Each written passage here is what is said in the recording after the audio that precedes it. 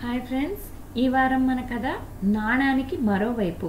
రచయిత్రి గోగినేని మణి, చదువుతున్న వారు రాధిక గోగినేని. మరి కథలోకి వెళ్దామా? నాణానికి మరోవైపు. గౌరమ్మ! ఆ పిలుపుకి తలెత్తి చూసిన ఆమె, మీరా లాయర్ బాబు, ఎన్నేళ్ళకి కనిపించారు ఆనందంగా అని హడావుడి పడుతూ లోపలికి వెళ్ళి ఎత్తుపీట తెచ్చి ఇంటి ముందు వేసి, కూర్చోండి బాబు అంది భక్తిగా చూస్తూ.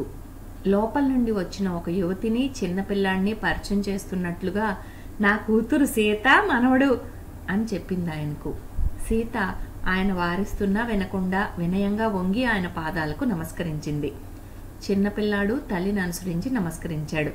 తర్వాత తల్లికి ఏదో మెల్లగా చెప్పి కొంచెం దూరంలో కనిపిస్తున్న పిల్లల గుంపు వైపు పరిగెత్తాడు. సీత, గౌరమ్మ కూడా లాయర్ విహారీ ఎత్తుపీట మీద కూర్చోగానే ఇంటి ముందున్న అరుగు మీద చతికిలబడ్డారు. విహారి సీత వైపు చూస్తూ, ఏం చేస్తున్నావమ్మా అని అడిగేసరికి, అదిగో దూరంగా కనిపిస్తున్న స్కూల్లో టీచర్గా చేస్తున్నానండి అని జవాబు చెప్పింది. టీచరా అని కొంచెం ఆశ్చర్యంగా అనేసరికి, అవునండి, పిల్లలతో గడుపుతూ వాళ్ళకి పాఠాలు చెప్పటం నాకు ఇష్టమండి అంది సీత చిరునవ్వుతో. అంటే మీ అమ్మ ఆ రోజుల్లో నాతో నిన్ను పెద్ద చదువులు చదివించాలన్నదే తన కోరికని అంటుండేది, అందుకని అంటూ గౌరమ్మ వైపు చూశాడు విహారి. గౌరమ్మ సమాధానం చెప్పింది. ఎంత కష్టం చేసైనా చదివిస్తానన్నాను బాబు, కానీ టీచర్గా చేయడమే తనకిష్టమని చెప్పింది.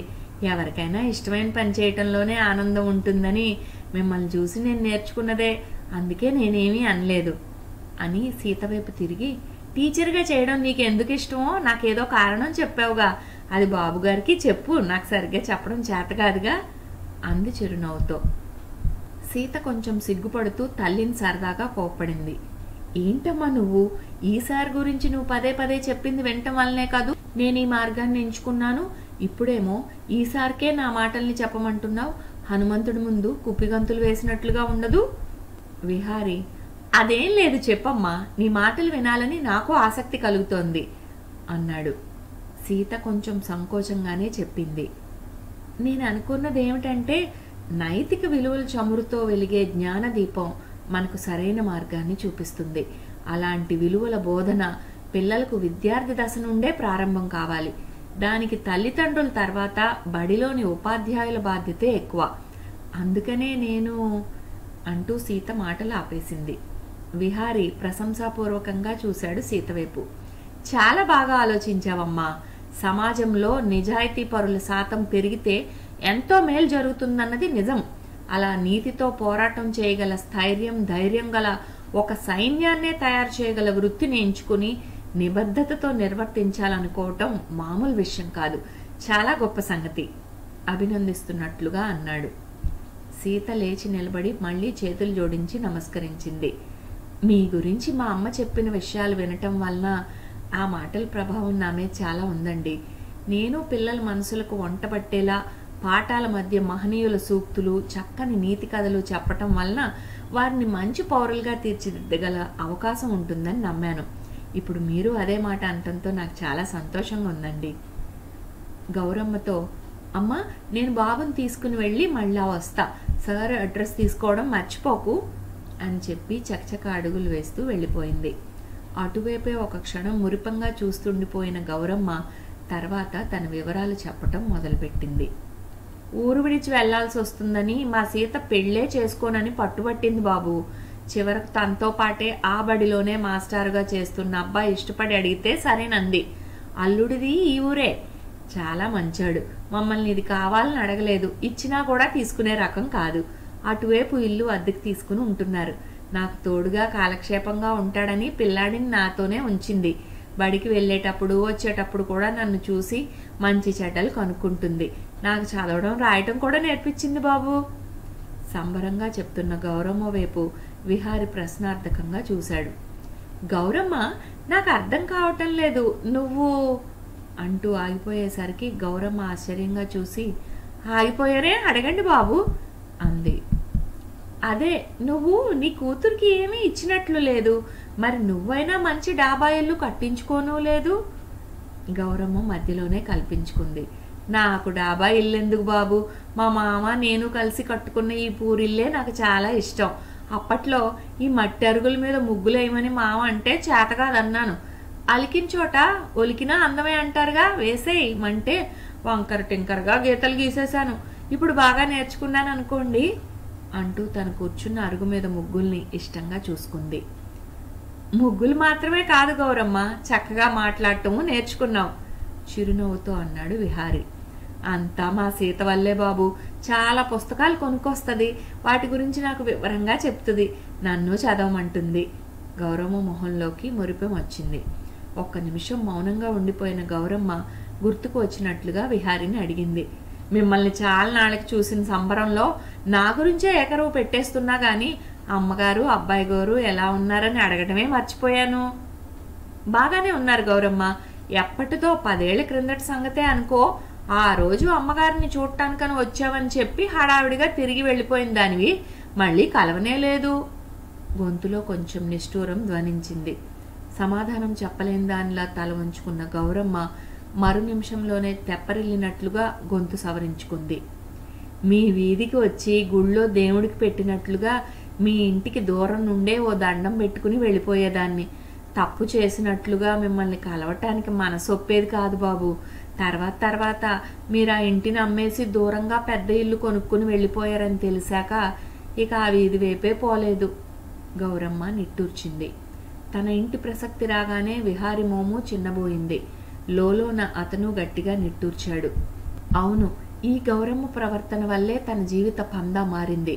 అప్పటి వరకు తను ఆదాయాన్నిచ్చే కేసుల పట్ల కాకుండా నిస్సహాయులైన పేదలకి న్యాయం చేకూర్చే కేసులకే ప్రాధాన్యం ఇచ్చేవాడు.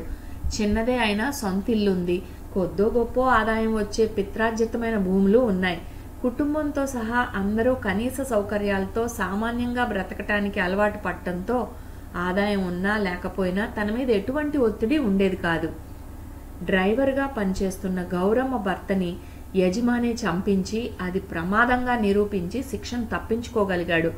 తను చేసిన దుర్మార్గాన్ని కళ్ళారా చూసినవాడు కావటం వలన సాక్ష్యం చెప్తాడేమోననే సంశయంతోనే అతను అటువంటి నీచమైన పనికి పాల్పడ్డాడు.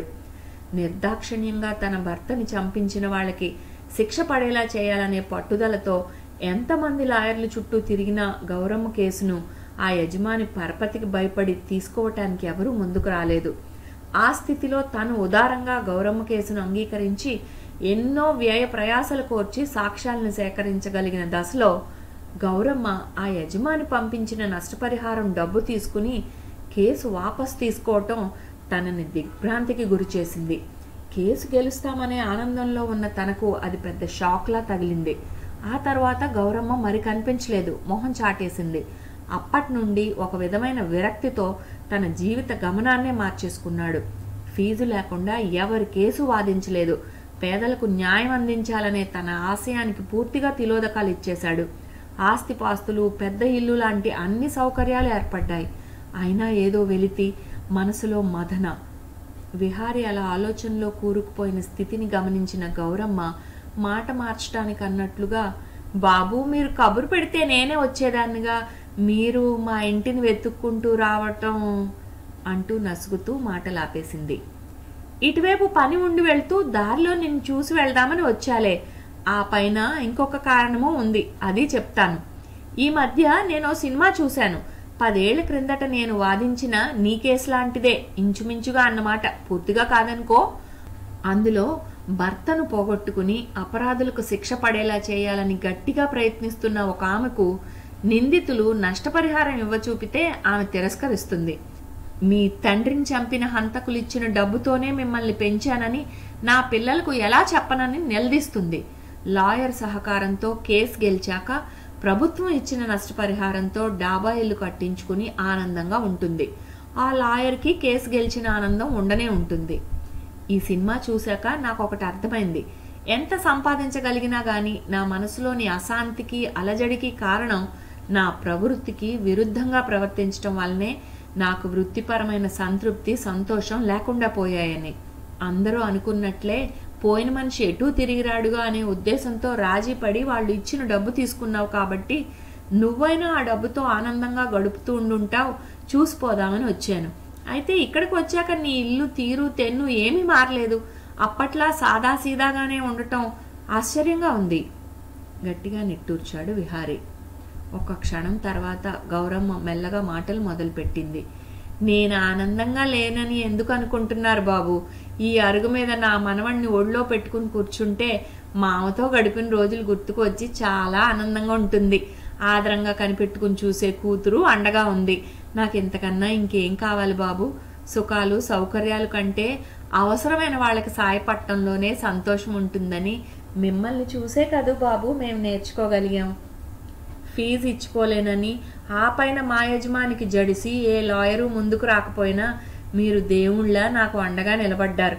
నాకు రోజులు గడవడానికి కూడా ఎదురు మీరే డబ్బు సాయం చేసి ఆదుకున్నారు.